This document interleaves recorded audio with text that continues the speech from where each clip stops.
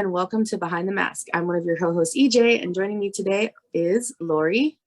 Hello. T. Hey, everyone. And Kathie Alli. Hi.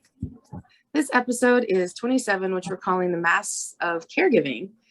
And we'll be talking about a little bit about caregiving, but slightly on a different phrase than what we usually use caregiving for. Just a friendly reminder that anything used in this podcast is not to be used as a diagnosis or replacement for discussions with your own doctors, medical professionals, psychologists, or therapists. So for our guest today is Kathie Alli. Lori and I met her about 2 years ago in an actors writers group that we're a part of. And she is a nutritionist. She's created the Alleyway, which we'll share information for at the end of the podcast that you can check out if you're interested. She's kind of does the holistic. She's also just finished school for Psychology.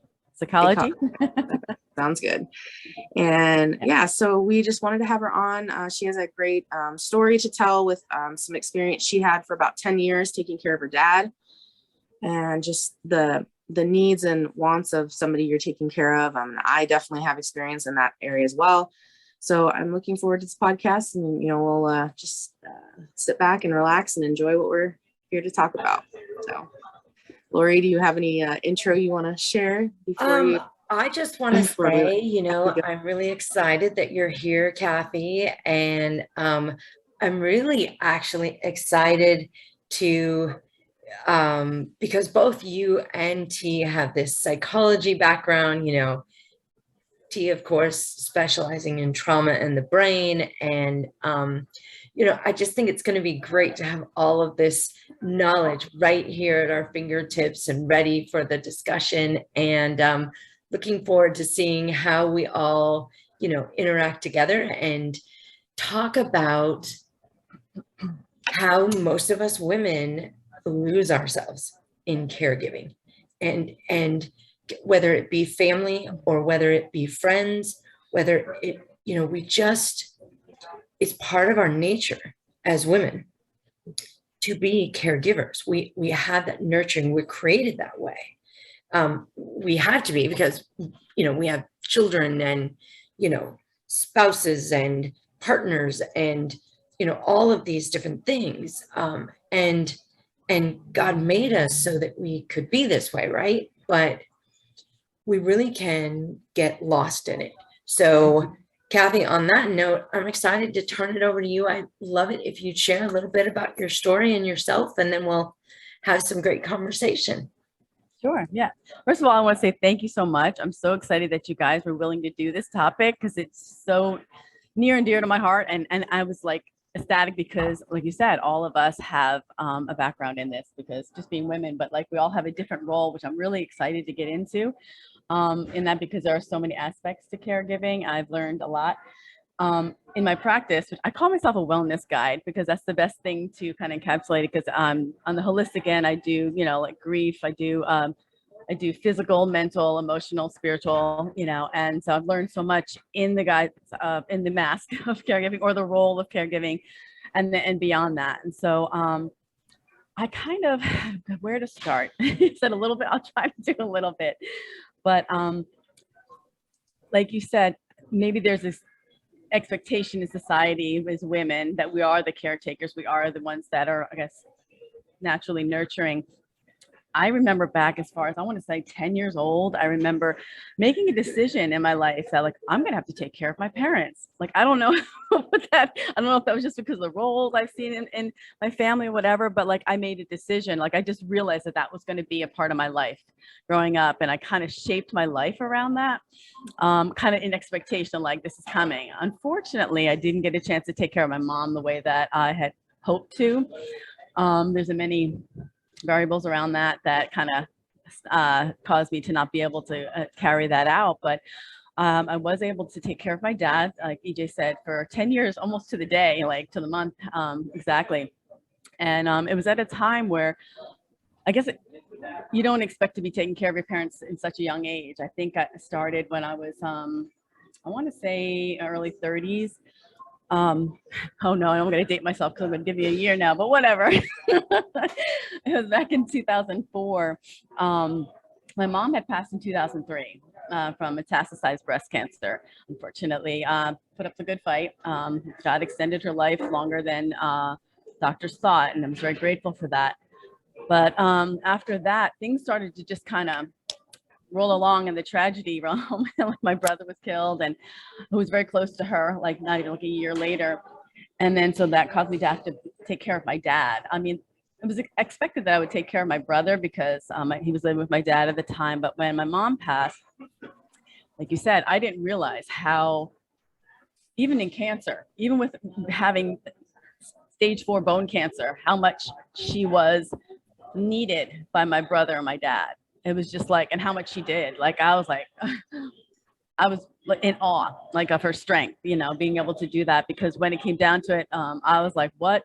And I tried not to, one of the first things that I realized, I tried not to put myself into her role, because I saw that where it ended up, unfortunately, you know, giving her cancer. So that was the first challenge that I had to face, was like, okay, how am I going to place myself in this role of caregiver and not have it, I guess, for lack of a better word, metastasize into, you know, it then, you know, becoming something where I become sick, because that's where, because we all in relationships have, you know, people we depend upon, people depend upon us, and, you know, and there's got to be this give and take. But when it's put on one person too much, or they're not getting like that balance, that holistic balance that I help people to get in their life, it's going to manifest in what we call dis-ease in the body. The body's not at ease anymore. There's no homeostasis.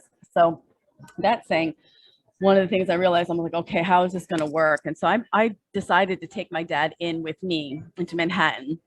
He was in New Jersey. It was a whirlwind of stuff, because I not only, after my brother had passed, I was basically unexpectedly, he was murdered. And I had a metaphysical reaction, I called it at the time. This is back in 2004. So there really wasn't much information on like trauma and how it affected the body, a brain, mind. And so I just finished nutrition school, I remember, and I was just, you know, reading a lot of books, and I came across Dr. Sarno. I don't know if you have ever heard of him. He was a leading back specialist in the 80s, and he's the one who pretty much found, you know, the cause of pain in the body caused by repressed emotions. And so, needless to say, right after my brother was killed, I was in the hospital, because I basically, how it manifests in my body, I couldn't walk. And so I couldn't take care of my dad right away, but in a matter of like 4 to 6 months later, I was able to, because, but I was still trying to get myself out of the wheelchair and everything. I won't get into the whole mess of like timing and why, and because that was a whole nother, you know, being in a nursing home and looking at the care that was there, even fortified even more so, why I didn't want to put my dad in a nursing home. And there were periodic times that I had to, you know, to kind of set up my life. And it was interesting, because you think, you know, okay, they've been around for a while, but like real quick, my dad was in a nursing home before I was able to take him in for 2 months. And in a matter of 2 months, he was in and out of the hospital 3 times. And I'm like, what's going on? Like, why is he in the hospital? And so I was glad to get him, you know, before anything serious happened. And so through all of that, I not only was getting myself back to health, I took my dad in. Like I said, this is around 2005. I think it was like May. And it was just a myriad of things that I needed to, I guess, change in my life. I tried to hold on to, like, you know, what it was that I was already doing, you know, having a full-time job. I think I was working in a fertility clinic at the time, in nutrition. And, but it was this, I guess, evolution of, okay, what decisions am I going to have to make that now are concerning my dad? Like my mental capacity was like, okay, every decision that I made had him in mind. And I know, like, when you have kids, I understand, I never had kids, so I didn't know that mentality. So I had to kind of wrap my head around that mentally. Physically, like I said, I was trying to get myself back into to health the best that I could. But it was really challenging where I thought that I would get the help that I needed from agencies that enlist themselves. Like my dad was a veteran, and I was really aghast by like what our veterans don't get. It was just really sad, really enraging at times.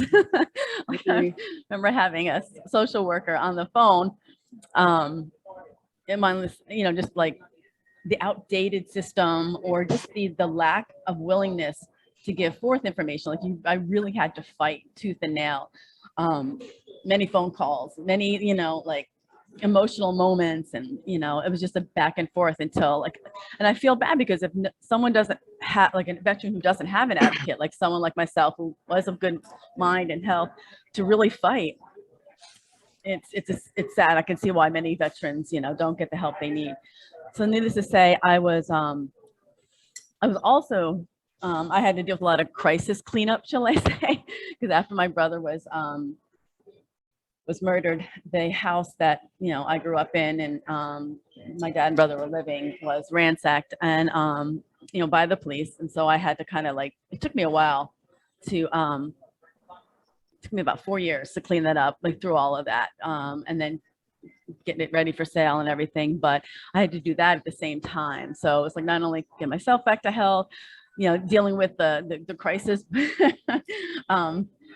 blow up, and then just this new lifestyle. And then also I remember the beginning. I was excited, you know, because I didn't get a chance to take care of my mom. There were challenges, but I feel like I went in the best kind of attitude that I could of like, okay, well, you know, because his health did decline towards the end, but he was getting better actually. And one of the things I was excited about was because he was on like 13 different medications when I took him in, and that was a challenge. I was like, okay, well, I got to make sure if I'm going to do anything holistically with him, I had to learn all of that end of it. So there weren't any contraindications of any like herbs that I was giving him or foods and stuff like that. And so it was, I know we'll be talking about like, I knew you said you want to talk about challenges, but there were a lot of victories in it as well, which I really appreciate. I can't really talk about, you know, the challenges without talking about the victories, because with each challenge came a victory. Not always, but I focus on the victories. And one of the greatest victories that I really appreciated was that, and this wasn't even anything that I like, because there was so much that I had to deal with that I like even forgot to like ask my dad's doctor, hey, I'm trying to get him off of medication. Can you help us? No, I just basically changed his lifestyle. Food was the biggest thing, and you know, more activity. Didn't give him really much more of in the way of like herbs or like any kind of programs that I would give myself. But just in that, like I would think maybe in 5 years in, I was able to have his diabetes reversed. The doctor was just incrementally, like every time we went in, she's like, oh, we can take him off of this, we can lessen this, we can lessen that. And by the end of the time before I had to put him in nursing home at the end, I had he was only on 2 medications. And so, but he was a walking miracle. Like he had, let's see, he had, like, list all the things: hypertension, angina, congestive heart failure, renal insufficiency, diabetes, Alzheimer's. There's a couple more I'm forgetting, but there were like crazy scares along the way. I remember coming in one time, and like I said, at one point I had a full-time job, but then like after a while I had to go to the part-time jobs, and then I'd be like, okay, I can only work from home. And like I said, the VA wasn't really helpful because I think I only got 3 half days where he would go to adult day center, and that was it. And maybe like 8 hours of home care a week. I'm like, so I had to be creative with like, how am I going to like, all right, do my job, find a job, you know, and then make sure my dad's taken care of and watched after and his needs are met. And just relate. Scheduling was a big thing. Like that was a big challenge. I remember when I think it was beginning of taking care of, I wanted to go to Israel. I had this whole elaborate schedule of like 20 something friends, you know, just like coming in, coming out and everything. So there's a lot of organization that came to play. And I did go to school for nurse tech to kind of help myself understand all of that and hope that I could get paid, you know, to take care of my dad. But there was no programs around that time. And I was praying, I was like, God, you know, like there should be something like this, you know, because there are so many people that need this. I did, of course, realized I couldn't be the only person in this situation, although it felt that way because not anyone in my, you know, realm or in my, you know, Your immediate circle. Yeah. Thank you. Thank you so much.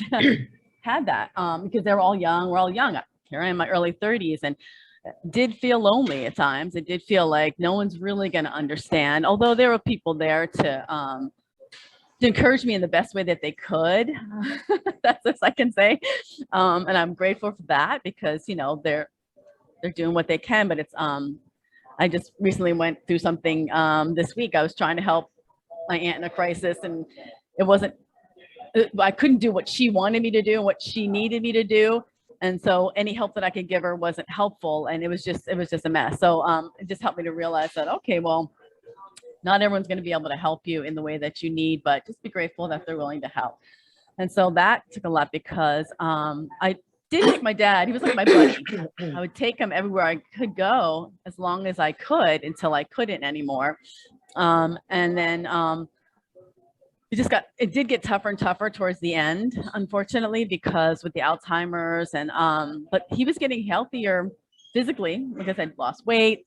A lot of the diseases were, I guess, reverting, like the diabetes, the hypertension, all of that. One of the greatest things that I really appreciate in this is like I could say the reconciliation of heart that I had with my dad. I never thought that we could ever live together. He was part of the reason why I wasn't able to go back and take care of my mom. And so for me to take care of my dad, take him in, that was a miracle in itself because I was like, there were some strongholds that I had to deal with in my mind and my heart. Like I remember that in the beginning and having lots of prayers with friends and being like, oh my gosh, help me. And but like I said, I tried to keep my attitude of like, okay, it's going to work out. You know, try to really have faith in everything. Those tough times, even through the times where ACH was called on me, but by the VA because they didn't like the fact that I put a complaint in with them. So at the first drop of a hat, they called ACH on me thinking that I was neglecting my dad. Like there were so many challenges but each of them were met with like, okay, I'm going to just trust that God's got this. It was emotional. And it's interesting, like I said, a lot of my decisions, even in my own care, were based around my dad, you know, him in the equation. But I lost myself in that equation a lot. And I didn't realize that until like towards the I don't say very end, but like towards the end of it, where my spiritual health really took a hit. It realized because it just kind of like it's very insidious, you know, and you think, okay, well, I'm doing well physically, doing well mentally. Like you get into this like scheduling, controlling mindset that you're like, hold up, like how much am I really doing well, like spiritually? Because I know for me, spiritually, I have to have that that attitude of surrender, that attitude of you know, the faith and, you know, and even just, okay, am I caring for myself in a way? And so I can't say, I won't go into all of the things as far as like what I felt that, okay, this really was a problem. This was a problem, that problem, but it really caused me to walk away from God at one point. Yeah. Like foolishly, like I say that just foolishly. And you don't realize it until it happens, right? Right. And then you're like, oh, okay. And that's all in my book. I'm talking about that book. So I won't talk anymore about that, but I guess the biggest challenge, like I said, was just making sure that, like you said, I take care of myself and then making sure that I understand that even when the challenges come that, you know, like maybe I need help.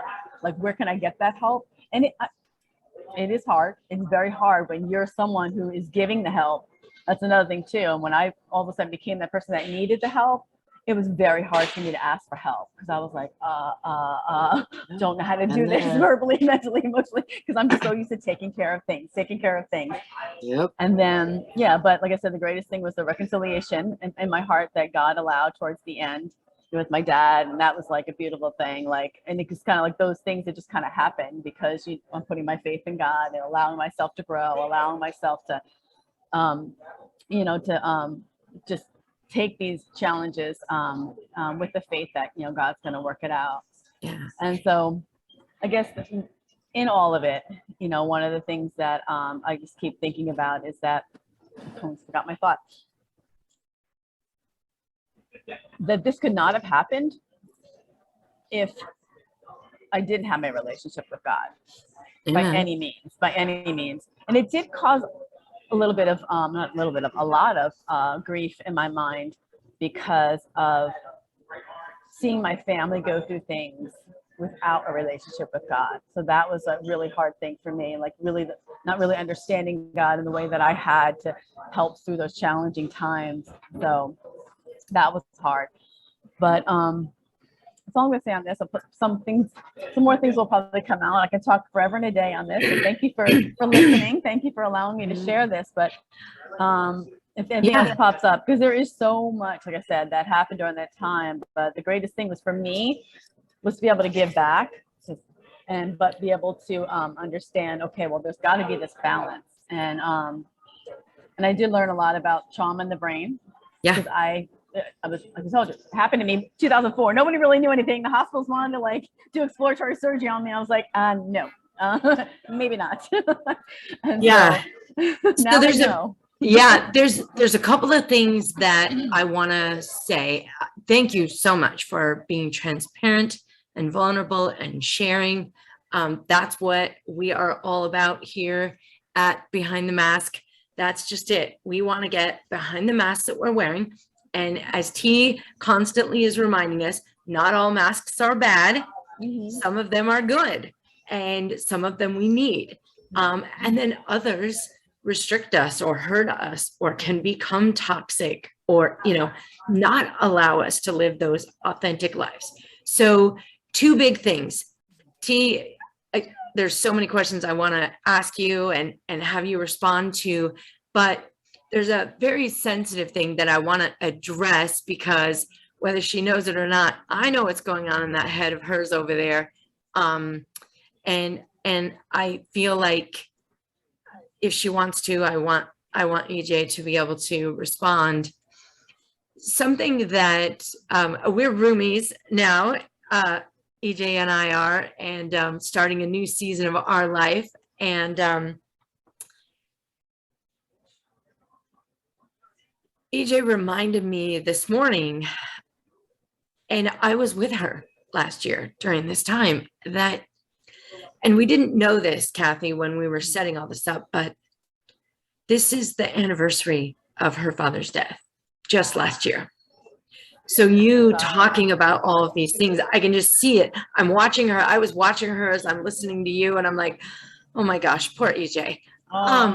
Just not in an insensitive way, but just in an emotional. And I mean, gosh, we went through so much last year together, EJ, with the passing of your dad, and you were such a huge part of his life too. Mm-hmm. And one of those caregivers of both of your parents. And so I know you very much get everything that Kathie is talking about in a very real way. And in that same sense, I know T gets it because she's currently living it because she's caring for her spouse and who is sick. And, I do love, and I do want to say this, I love the redeeming thing. I was given an opportunity with my own mother, who I was not close with growing up. There's so much drama and history there. And kind of like you for I hope different reasons, one of my biggest abusers had to come and ask me to help with her care. And that was no easy task. I do believe it was divinely set up by God. My children had never spent 45 days, which they were supposed to do every summer, but it just hadn't worked out until that point. They were gone for 45 days. I literally received a phone call less than 24 hours after they were on a plane and gone. And your mom is in the hospital. She's dying. Somebody's going to buy your plane ticket. Please get here. And I was in the middle of a domestic violence relationship. I mean, there was so much going on in my life. And I literally, God made it possible for me to drop everything and go. I ended up going home with her. She wasn't supposed to last like 72 hours. She got out of ICU and then we took her home, but she needed a lot more care and so I got asked to stay for the rest of the month. And, the ex wasn't very happy about it, but I was already there and I made the choice. It was tough, but I made the choice and I stayed. Slept on an air mattress at the foot of her bed. And about 3 nights in, T knows this story, and it's in my book, but about 3 nights in, she's ringing this ridiculous cowbell that I began to hate because I sit up in the bed and I'm like, Mom, if I can't get sleep, I can't care for you. I need sleep. She bursts into tears. And we literally spent the rest of the night, this person that had hurt me so much, and a person that I had hurt so much, not even knowing it. Mm-hmm. We spent the whole night crying and laughing and asking each other for forgiveness. Wow. And then I got to spend the rest of a month and we got 3 more years. So now when I reflect back on my mother's death and her passing, I actually have fond memories and good things and blessings. And it can be a beautiful thing, even if it doesn't start out to be that way. So yes, there is that purposeful, as Tina and I like to say, positivity. What can we get at? Where's the purposeful positivity in that relationship? And that was it. And so it really was a beautiful silver lining. So EJ, I invite you at this time to just maybe share a little bit about how you're feeling and what's going on in that head of yours, because it's all over your face. So yeah. Yeah, when you guys were talking about this, I hadn't really put together the dates yet. I mean, I knew it was coming up. And I know I've talked about it on the podcast before, that I took care of my mom, and I was trying to do the math in my head, and I think I was about 27 when she was first diagnosed with cancer. And then it was maybe 6 months, and then she was basically given a clean bill of health. And then 2 years later, I was close to 30, and she was diagnosed with metastatic cancer. I've been diagnosed originally with cervical. It had spread. She had some in her lungs. She had some in her uterus. So it was basically a really gynecologic cancer, and so that really took her down, like really bad. And at the same time, my dad had lost his first leg. And so he was in the basement of the house on the lower level because it was easy access for the wheelchair to get out to the car, to take him to an appointment. And then my mom was upstairs on the couch. So I honestly, it felt like I went from being an only child to a mother of 2, a single mother of 2, because I was literally taking care of both of them at the same time. And I lost myself in that. I mean, I didn't have a lot of friends. I mean, I didn't keep in touch with a ton of friends from high school. I had my own thing. I had a lot of online friends. I wasn't doing a lot of going out because I'm an introvert. So I'm fine being at home, and I was an only child. So I was used to I grew up, not always having friends around. And I mean, I had friends. I went out and played with the kids in the neighborhood and stuff. It just, that's not me. Like, I'm happy as a clam by myself. So just having to take care of it. And I remember like taking my mom to chemo several times, and like we would usually go into the doctor on like a Monday, and then Tuesday she'd do chemo, because usually, like, depending on the scheduling, like chemo would take like 4 to 6 to 8 hours. So they'd have to start really early in the morning, but usually her appointment was in like the middle of the day, so we couldn't get started. So I remember going into the chemo days, and the nurses would call me my mom's manager, because I knew exactly what dose they'd given her the day before, what the doctor had suggested, what this, what that. Like, I knew everything the doctor had in his notes without even looking at the notes that he wrote, because I remember everything that the doctor had said. And so they joked about me being her manager, but they were happy that, because there's a lot of people that go in there on their own, like, that don't have any support from family. And as a caregiver myself, I've witnessed several clients who don't have family members involved in their care at all, like, or don't even have contact with children. And it's like, at 60, 70, 80 years old, and you have no contact with your children. That's like really terrible. And that's when caregivers, like as a paid caregiver, that's where we come in. And it's like that we become like caregivers, like we're there, and we're emotional support. We're, we're there. And so then, as mom got sicker and her health changed, dad was kind of in and out of the hospital, and so was mom. So there was like a 2-year time where I was taking care of both of them, and I was in my early 30s.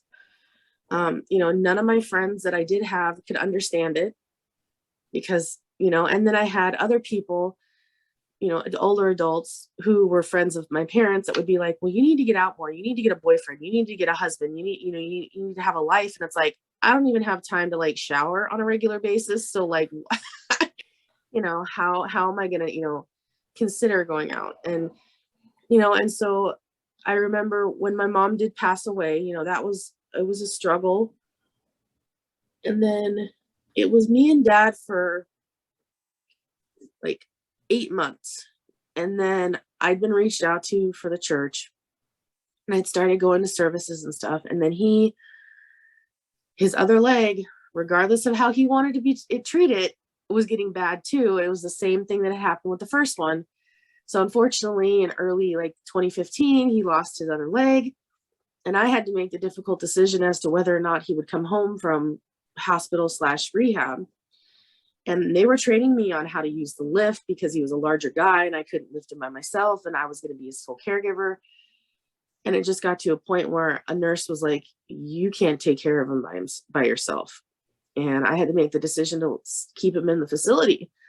And I'll be honest, like the first 4-ish years he was there, never went to the hospital.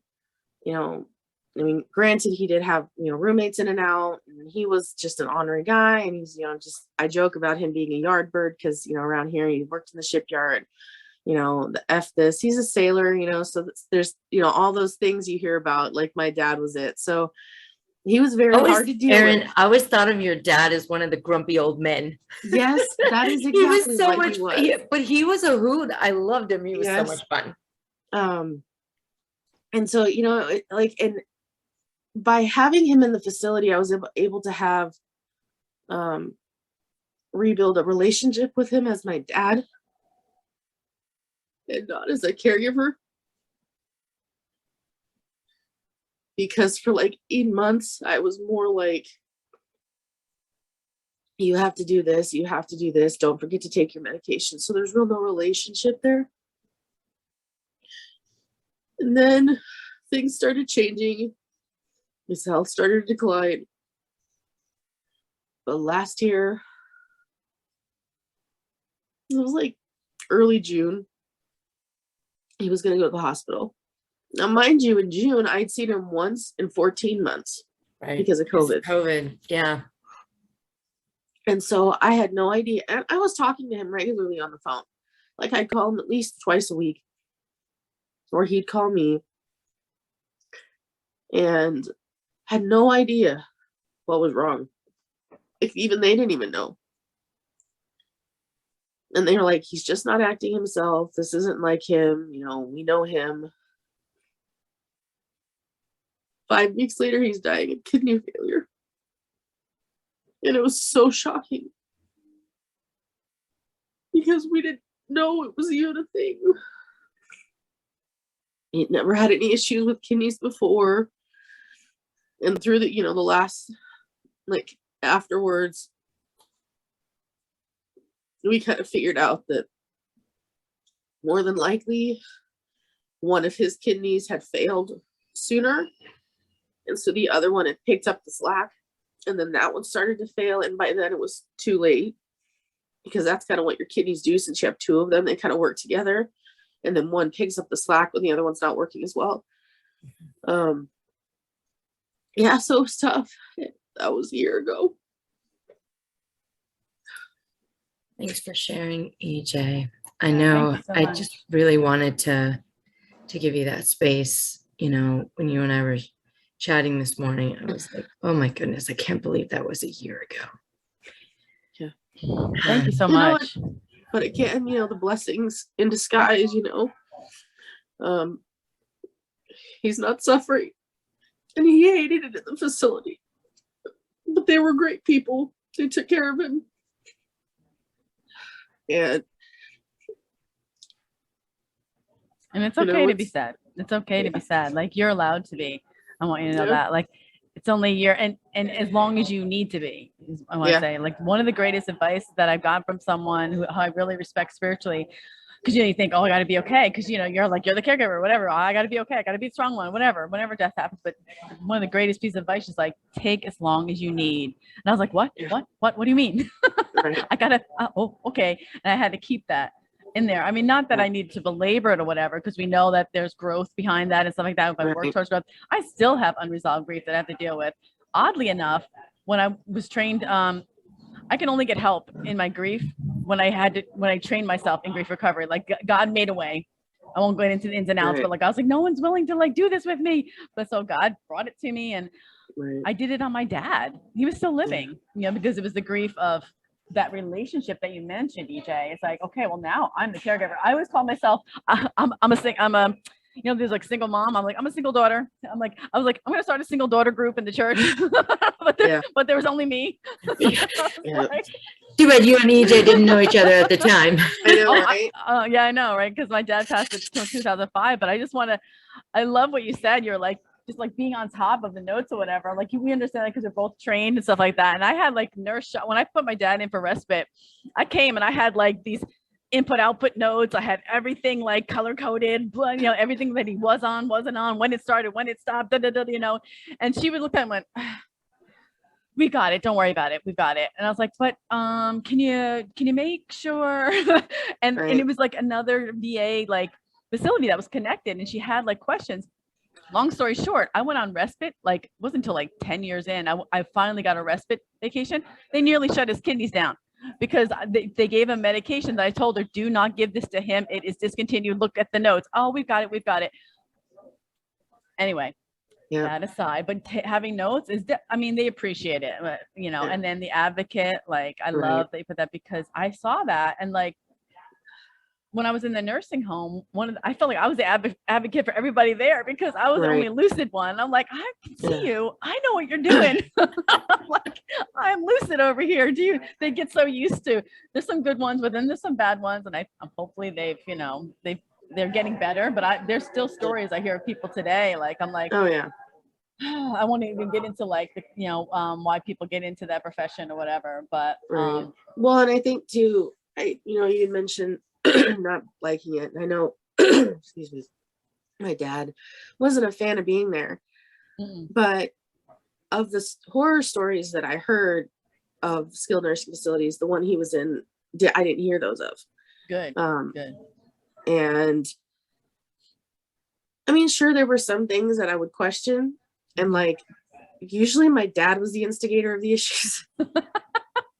I mean, when Lori and I first lived together, I remember getting some calls like, can you come over? And it would be well, we're moving your dad to another room. I'm like, okay. And it wasn't just because of needing to move around rooms. It was because he cussed at the roommate, and the roommate didn't like it, so they had to separate him. Oh, my And dad and him should have been roommates. They would have been perfect. yes, Like I said, always reminded me of the grumpy old men. You know, I'm and like, telling you, they were so and funny. and I would ask my dad, are they, when you need change, because unfortunately, because my dad was a larger guy, he couldn't slide in and out of bed even with no legs, because he was a larger guy. So unfortunately, he was basically bedridden. And so I was always, asking, like, are they changing you on a regular basis? Just checking in. He's like, yeah, it's fine. And he was just kind of like, whatever. And he was like, he'd sit and watch TV. He'd enjoyed it. Him and I were a lot alike. He's an introvert. I'm an introvert. So being, on his own was fine. And, he didn't want visitors. And so I would, go in on a weekend and see him and spend some time with him. And, we had a whole bunch of stuff I was going through to get rid of, and, taking stuff like, hey, do you want any of this? And, so it was a different experience, but I got to know a lot of the nurses and the doctors and the caregivers that were there. And so I was one of the few family members that visited on a regular basis. So I could keep an eye on that stuff. Yeah. But there are other people who, like, their family members put them in a home, and then I know 6 months later might show up for an hour visit, and it's like, how can you do that to your family? And I get it. It's just, but it's still like, I'm grateful for being able to do that and to show them that there are family members that actually do give us, give a care. Yeah. Yeah.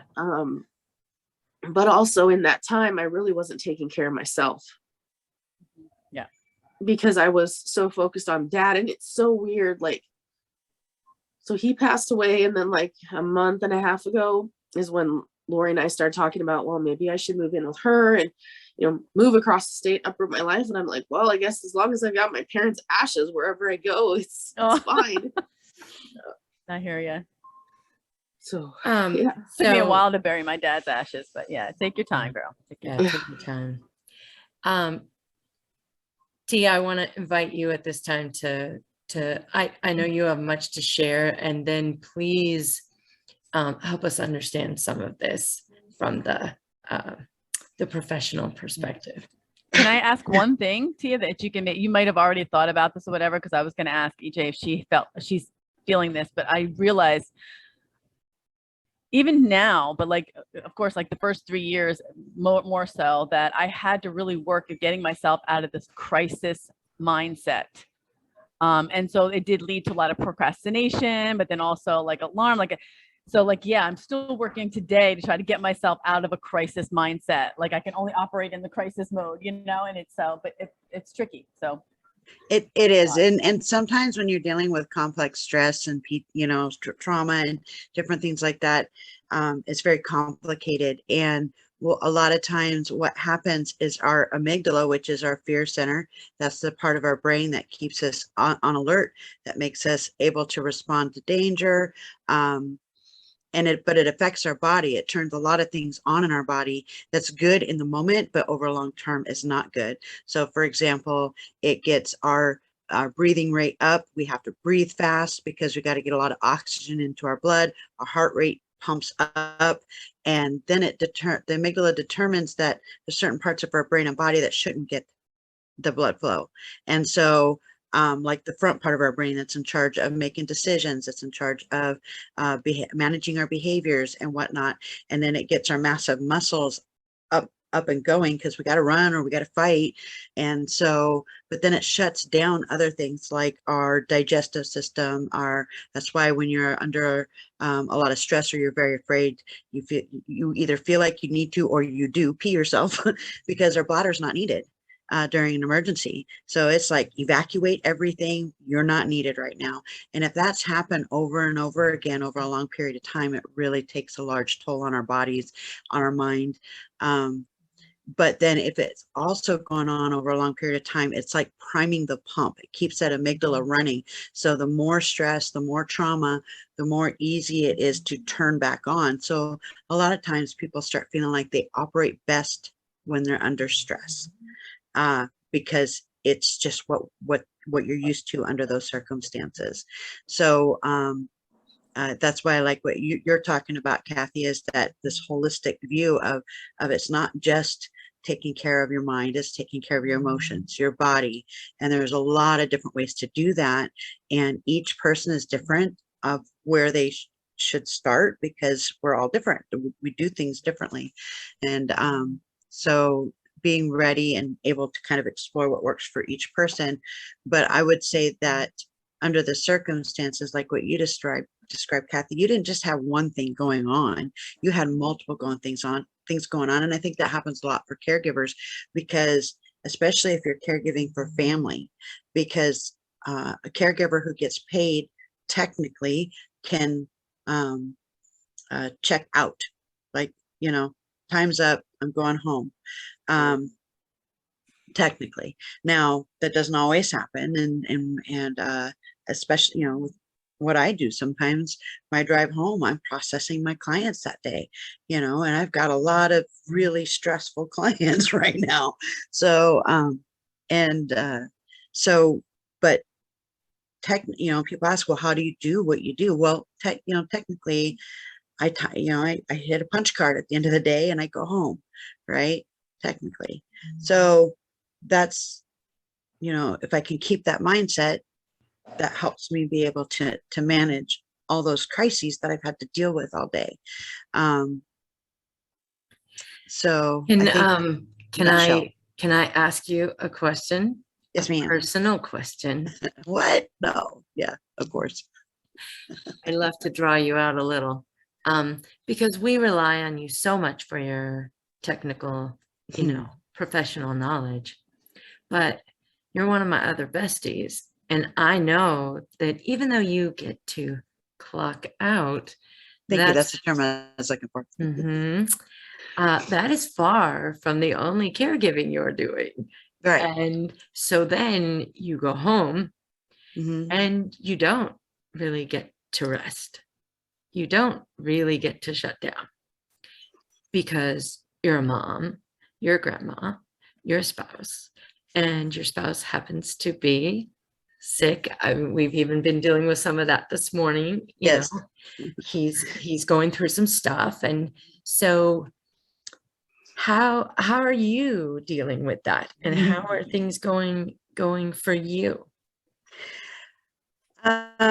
Sometimes I remember to take the advice I give. Yeah, sometimes. So it's, each thing has its place, right? So I guess I would say I'm pretty good at compartmentalizing most of the time. You are. So at the end of the day, I can still care what's going on with my clients' lives, and I've got a couple of big cases right now that are a little bit more taking a toll. So there's an awareness, knowing that that's going to take a toll. There's an awareness of what my limitations are and being able to accept that. And that's my own journey. That's the thing that I have to work on. I'm also, it's kind of that counting the blessings that we've all talked about throughout this. So in the case of my husband, yes, I am technically his caregiver in a lot of different ways, but his cancer doesn't typically debilitate him, typically. So he's able to do, so I don't have to like feed him. I don't have to do those type of things. But there's an emotional toll, because watching him having to go through it, each step of it, that's the heavy part, right? And so just trying to keep perspective on that. I think, and then there's everything that's going on in the world impacts my family. So I have a child with her children and her significant other living with us as well. And there's challenges in that. So there's balancing that. And I have another child who's always in financial struggles. So I'm having to try to help with that when I'm under my own. And so, and then another kiddo dealing with custody issues and stuff like that and whatnot. So it's recognizing that that is a lot, right? That is a lot. So usually there's a lot of God intervention happening for me. And I And- love it when you and I get to touch base and we just get to be moms together, and we, you know, look, our kids grew up together. And so we kind of know some of this. I'm so blessed, and I encourage everybody in their lives, you know, to have those people. I call it my tribe. You gotta have your tribe. You gotta have those touchstones, those safe if you think, people in that circle, because otherwise you will go crazy. yeah, if you think about a tribe or a village, there are roles. Everybody has a role. And that's also the other thing too, is I know who my friends are. And I know, like, if I need a shoulder, I know who to call. If I need someone to pick my energy up, because they tend to just run on high energy, Lori. Anyway, Yep. I know to just, you know, to call or to hang out or whatever, because like EJ, I'm an introvert, which is kind of surprising considering the work I do and the things I like to do. But I am an introvert. I recharge with my own headspace. And so I always make sure to give myself some time for that. And I know when I don't, because I get very irritable. So those are some parts of it is just knowing who is who in your life, and what can they be there for. And just because, like, I may not choose to cry on this person's shoulder because for whatever reason, doesn't mean I respect them any less. They just have a different role in my life. And so there's kind of building that understanding of that. Also, I have social anxiety, which is just ironic. Yes. Yes. And so yeah, I have to be aware of that. I have to be aware of when I'm recharging, because I'm an introvert, or with some extrovert qualities, but I also have social anxiety. So I have to know the difference. So is this a reaction? Because am I isolating myself because I need some alone time, or am I isolating myself because of that anxiety? If it's because of that anxiety, it's not going to do me any good, because now that anxiety is taken over and that part of the brain starts kicking off, and I'm not going to be responding from a thoughtful place. So there's a lot of that. And another piece I wanted to share that kind of popped up at the beginning of this podcast, we were talking about caregiving and how women tend to be caregivers just naturally. There's a little bit of science that I like to share on that because I find it hilarious. So women have higher levels of oxytocin. And oxytocin exists in most mammals, well, pretty much all mammals to some degree or other. It is what keeps the mother from eating her young. Yeah. So when my kids were teenagers, and I learned about it because I went to school, my kids were teens, and I learned about this, and I got so excited to share it with them. and I taught it to them, and I said, okay, so you know, when mothers give birth, their oxytocins get really, you know, we get flooded with oxytocin. So we want to protect our young and not eat them. And then after that, anytime they annoyed me, I would tell them, look, you're ticking me off and my oxytocin levels are low. And I'm getting hungry. I would do the same thing. That's funny. Don't lower my oxytocin. Step away. Step away. Back away. I'm getting hungry and my oxytocin is running low. So so that was just something I wanted to share, that men have it too. Men have oxytocin too. It's what makes them want to protect their young, like to go out and protect, and that combined with their testosterone makes them are protectors. That drives that. And you know, our oxytocin combined with other things makes us nurturing. So thank you for bringing the science back. Yeah, I love the science. I'm like back in school. This is great. I know, isn't it great? I'm like, yes, I know that. Yeah. I retained it oddly enough. Yes.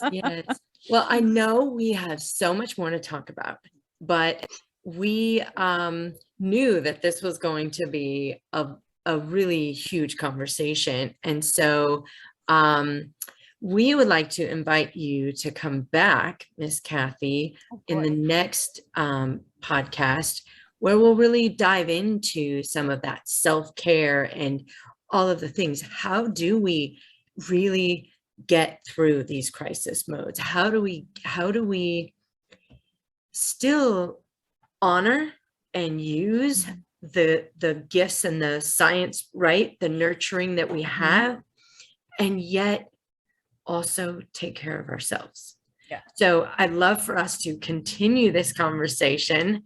I'd love to. And wonderful. We would love to have you thank back. you. No, I appreciate it. Thank you. No, because appreciate I can't, you I'm being looking forward to here it. today. Wonderful. So, EJ, we always look to you for your professional intros and outros and helping us move along. And I know that this was a tough episode for you because of the timing of it. So I thank you so much for your heart to serve us and to experience it with us. And to, you're like my lifeline. And I'm so grateful to have you in my life. So thanks for being there with the expertise, but also just being your authentic self and letting your hair down, so to speak, and just hanging out with us, because I know it enriches my life, and I believe it enriches everybody else's too. So Thank you. Can I say one thing? Yes. Because I think it's very important because, just in this podcast and then what we're moving into, one of the best things we can do in self-care is talk about it. And that's why I was so excited that you guys are willing, because I was like, yes, this is like ordained by the Holy Spirit, I feel like.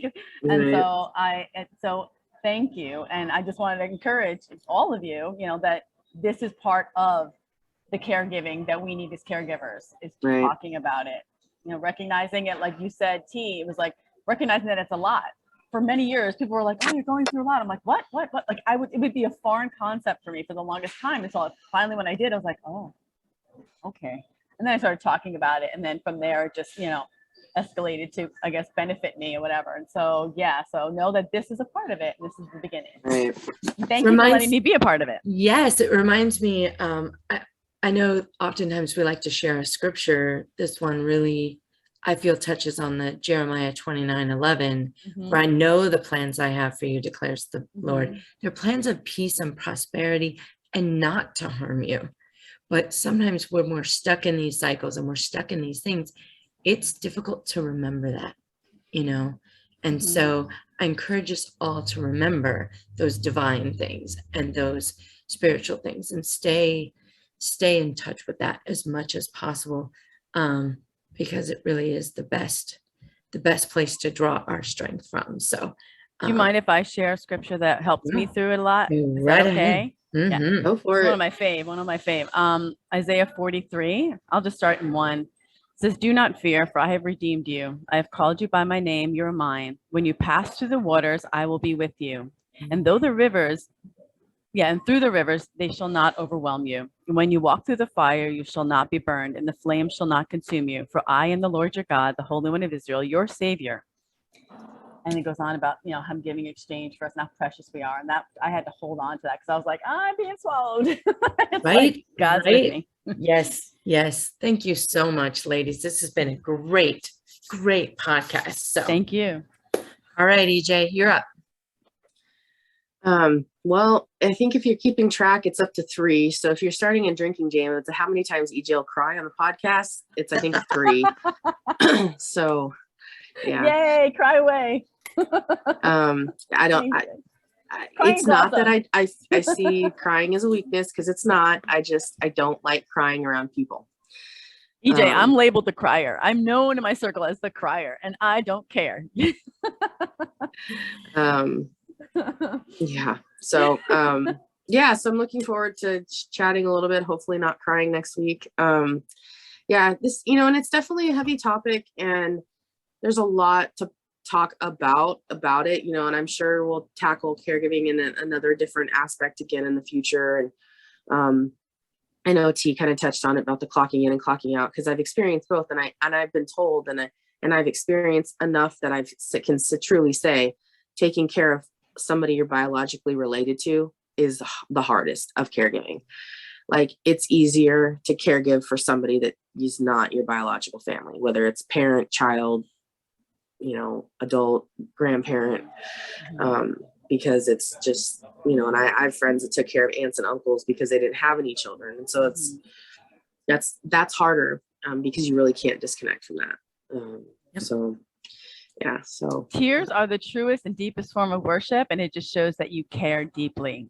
So it is, right. don't be afraid of it. Don't feel like as if anyone doesn't understand it, that's on them. Amen. Right, amen. Well, just a friendly reminder that anything discussed in this podcast should not be used as a diagnosis or a replacement for conversations with your own doctors, therapists, psychologists, or other medical professionals. This episode will be available on Anchor, Spotify, Apple Podcasts, and more. You can check us out on Facebook, Twitter, and Instagram as Behind the Mask PC. If you don't use social media, you can also email us at behindthemaskpc@gmail.com because we'd love to hear what you think of the podcast. You can also find the podcast on YouTube as Behind the Mask Podcast. We'd love for you to subscribe and like the videos so we know which ones you like, and for the content we'll keep bringing you. If there's a topic that you'd also like us to talk about, let us know and we will see about making it happen. You can find me, EJ, on Twitter and Instagram as EJ8302, and you'll soon be seeing the EJ's Downtime mentioned. So you can check me out as EJ's Downtime, EJS Downtime, on Instagram, Twitter, and Facebook, and I will have a YouTube channel getting going here soon. T's other podcast is Our Journey with Jesus. You can find that on Facebook, and you can also see the link tree and the link in the description for the podcast here. You can find Lori on Twitter as Carpe Sparrow Lori L, and on Instagram and Facebook as Carpe Sparrow Lori Lee. And on behalf of the ladies and myself, thank you, Kathie, for joining us, and I look forward to our next podcast, and we will talk to you all next time. Thanks for listening. Thank you. Bye. Bye. Bye.